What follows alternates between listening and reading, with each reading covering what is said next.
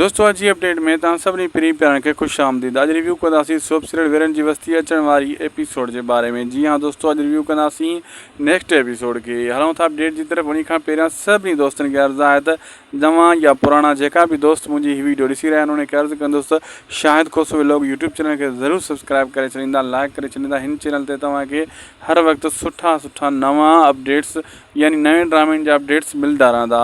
ऐं दोस्तों अचण वारे एपिसोडनि में हिकिड़ो कमु त हीअ थियण वारो आहे जो हाणे जेको रुखसार बेगम जो जेको वास्तव पटिजी वियो आहे, जेको हाणे ॻाल्हि कई ऐं उन पंहिंजी ॻाल्हि में फाथी। अहिड़े हिसाब सां शामिर ख़ान गेम खेॾे चुको आहे, लेकिन हाणे शमसू सां बि बुरी हालत थियण वारी आहे ऐं बानो बि घरु छॾियो तव्हां ॾिठो ऐं पंहिंजे पीउ जे करे। अचण वारे एपिसोडनि में दोस्तों अञा कमु VIP थियण वारो आहे, छो त हाणे ड्रामो जीअं जीअं अॻिते वधी रहियो आहे तीअं तीअं हिकिड़ी ॻाल्हि मां तव्हांखे ॿुधाईंदो हलां त ड्रामे जो जेको हीअ स्पेल हली रहियो आहे दोस्तों, इहो आख़िरी स्पेल ॿियो इन खां थी सघे थो। जी हाँ दोस्तों, वीरन जी बस्ती जे ड्रामे जो ॿियो जेको इहो आख़िर हली रहियो आहे इहो आख़िरी स्पेल थी सघे थो 100 जे लॻभॻि ड्रामो ख़तमु थी वञे ऐं पोइ ड्रामे जो वाइंड अप कयो वञे ऐं ड्रामो इन तरफ़ हली रहियो आहे। असांखे ॾींदा इजाज़त, लाइक सब्सक्राइब शेयर ज़रूरु कंदा।